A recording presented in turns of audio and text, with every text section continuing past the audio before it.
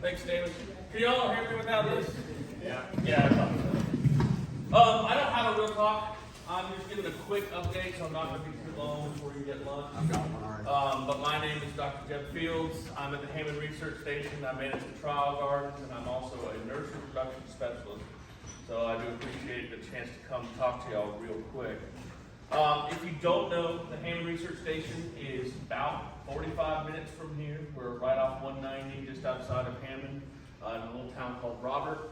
We have one of, actually, I'm going to go and say we have the nicest garden in the state of Louisiana, and probably in the South, I do believe that. About 35 acres of trial gardens. We trial all different types of plant materials. Go around the country and go visit trial gardens. Usually we'll just trial flowers, bedding plants, or trees, or shrubs. We trial everything. So we have quite a bit to offer. There's always something fun to see when you come out there. It's free to come. We hope you come visit us. But a little bit about the station. We are the Center for Commercial Ornamental Horticulture in Louisiana. Right now, myself, I mostly do plant trials and nursery production research. Dr. Abdi, who is hosting us here today with the LLA, is our commercial landscape specialist. So he works with the landscapers and a lot of y'all on issues and problems you have. We really, again, just focus on production efficiency and landscape sustainability with our research programs. I do want to tell you, if you don't come, we have a field day on the third Friday of July every year. It's where you can come and see the trials, especially the bedding plant trials in that time of the year, which I'll touch on in just a sec. They look really good. It's hot, but we're all horticulturists here. We all enjoy the heat. We can make it out. It's just a morning, so by the time it really kicks in, we let you go.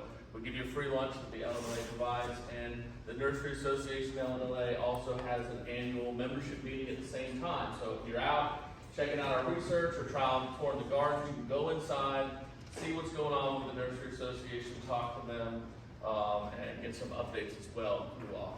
So that'll be July 19th next year. If anyone wants to come, we'd love to have you again. Again, free lunch, perfect.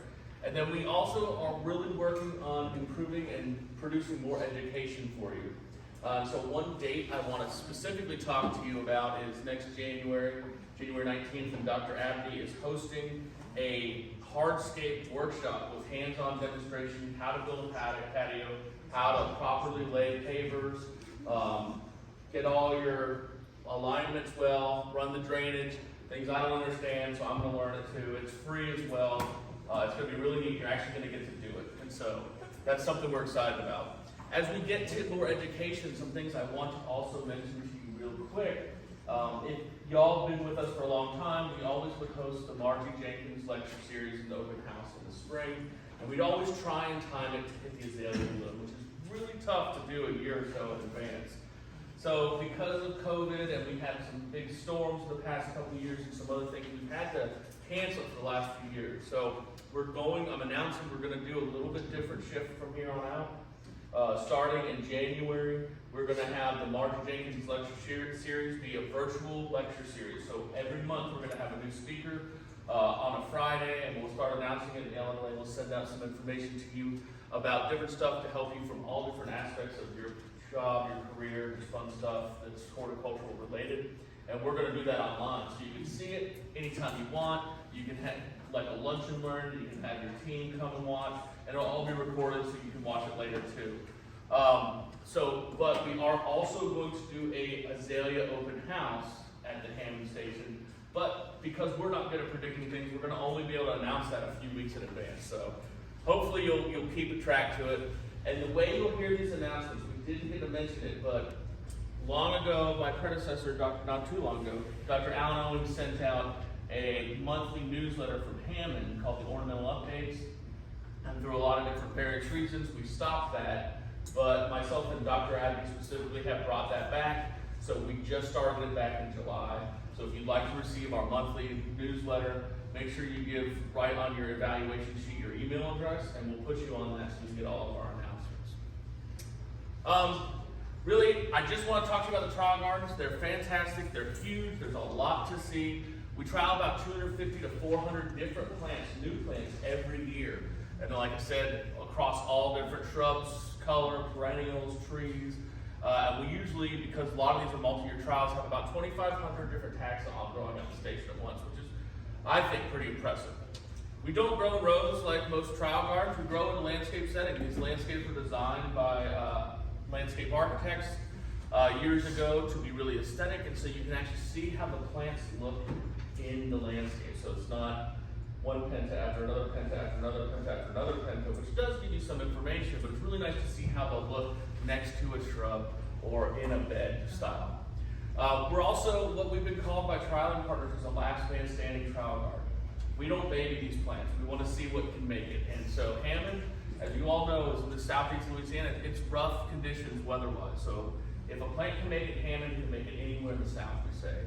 And so we don't prune, we don't fertilize. If a pest attacks it, we just let it happen because that's why you want to see it.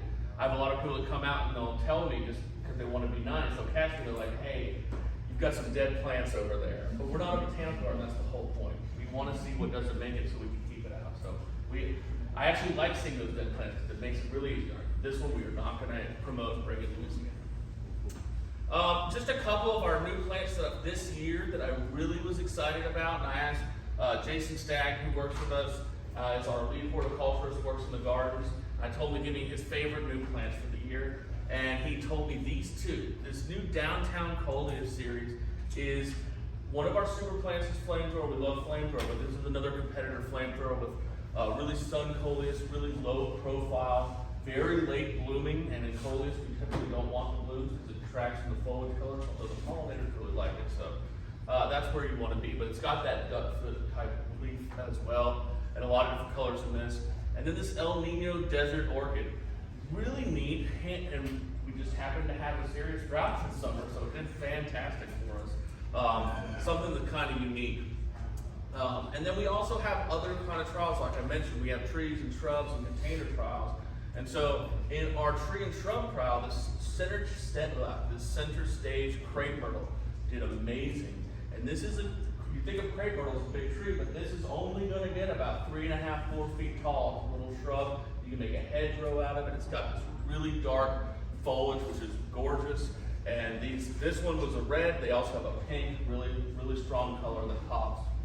And then there's new verbenas on the market. Lascar Orange Lava. Doesn't look too orange to me, but I am partially colorblind, so I might be wrong. But it is fantastic in these containers. And again, in this heat of the summer, we don't usually typically think the verbena are gonna make it through, especially this summer that we had.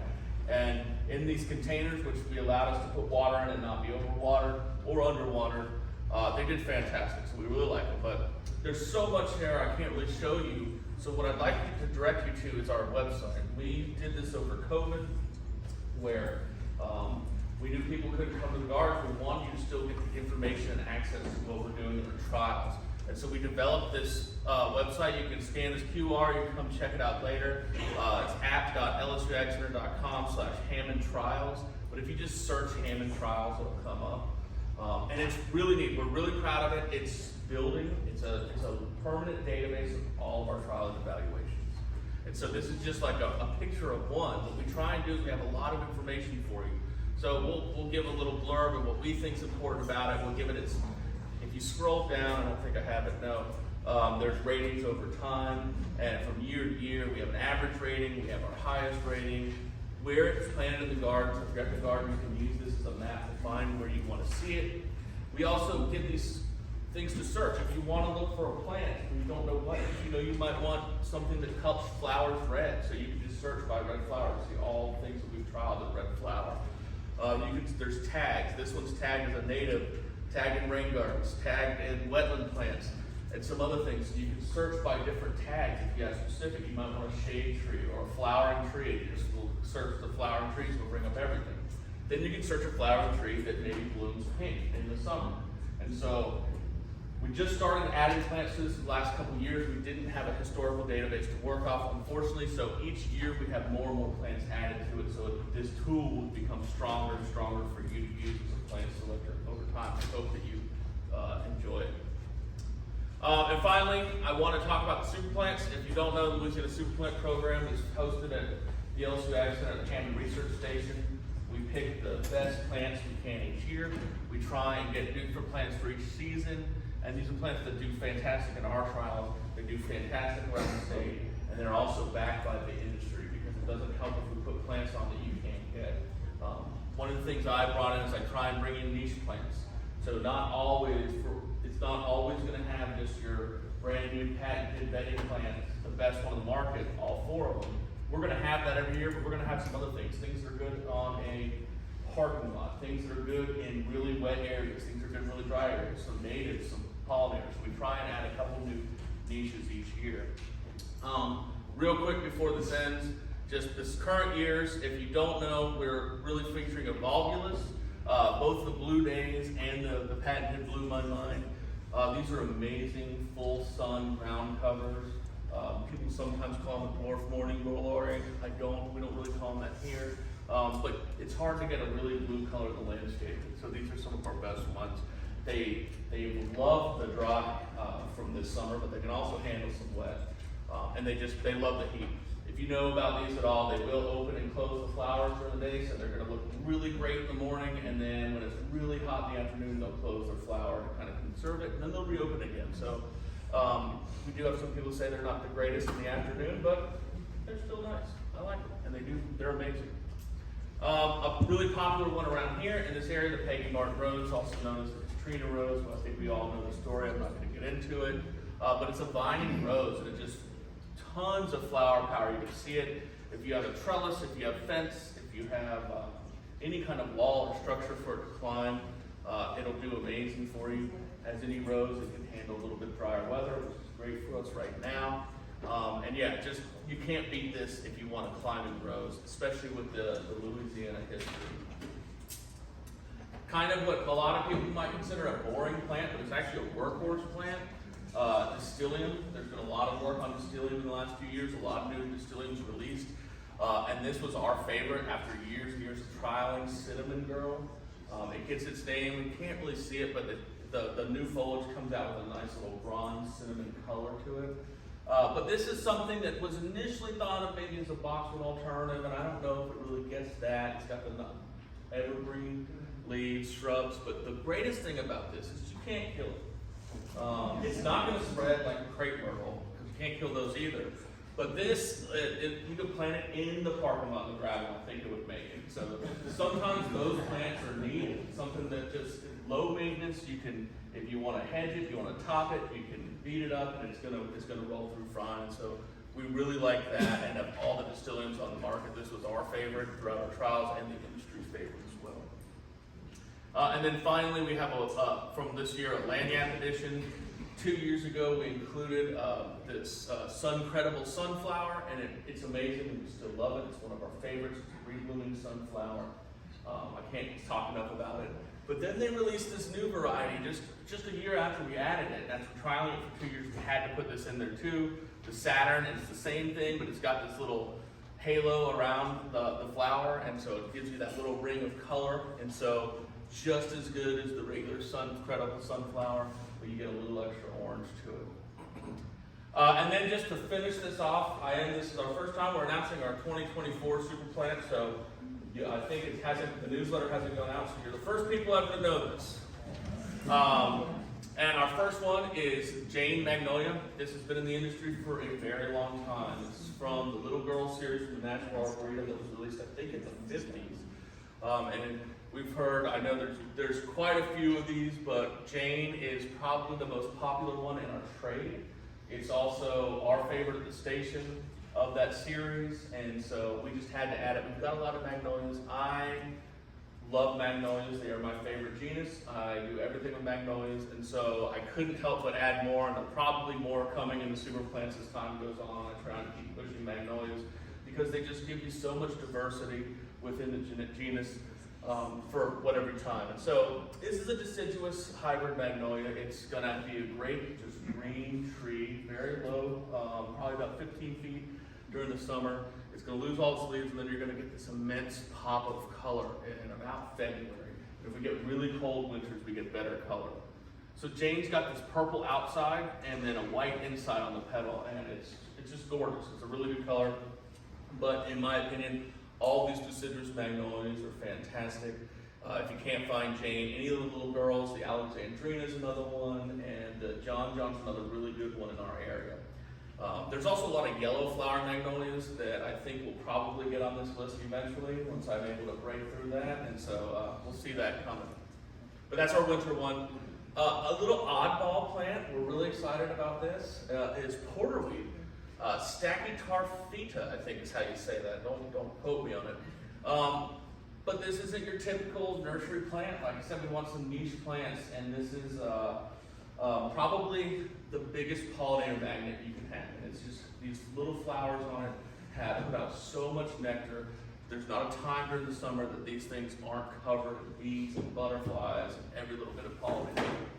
We didn't pick a single one because we couldn't. The standard is the purple, but they come in pink, magenta, blue, lavender, all different colors. And they have these little flower spikes that shoot up. It'll start opening up from the beginning or the bottom and move up throughout the season. The varieties, you get all different sizes. They love the heat. They can handle humidity, they can handle wet, they can handle dry. They're really robust plants as well. And like I say, they're a wild looking plant, but they really do grow on you because you'll never see these unvisited by butterflies and bees, and they're just amazing. And so you can kind of see how the flowers will slowly grow throughout the season, and then they'll just shoot up more stalks. They'll just continue to flower all summer long. Just talked about native plants. Not native to Louisiana, but it is native to the southern tip of Florida, so it's native to the U.S. So we'll go ahead and count that one too. Our big flower power plant for the summer are the Zesty Zinnia series. There are a few other colors that we didn't trial here that aren't really well for southern Louisiana, but the yellow and the purple, of course, LSU, we had to put those in there. And then it's out of place, but the orange did really well too, and this was fantastic, so we had to include that one. But these are really low profile zinnias. They do really well in the heat, just like most zinnias. They have a lot less problems with any of the disease that come on with some of our zinnias late in the year. So we really like the zinnias, the zesties. I'm not saying they're completely resistant, but they held out longer and had a lot less issues than some of our other more common varieties. Really big flower heads, short plants. You could probably use them for cut flowers, but they don't have the long stalks. But just a lot of flower power and very low amount. And then finally, our last one, Florida Sunshine Anise. This has been on the almost super plant list for before I was here. So we finally decided to put it on there. This is Alyssium parviflorum, Florida Sunshine. Again, Alyssium parviflorum is native to Florida. So this is a native R of the U.S. So we'll go ahead and count that one also.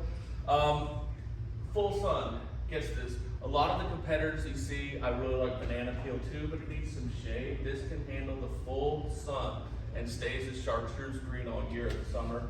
In the winter, it'll go a little paler. You get a little paler, a little bleaching of that color, but it's still a masterful color. It does flower, but they're very inconspicuous, not something you're really going to plant it for the flowers.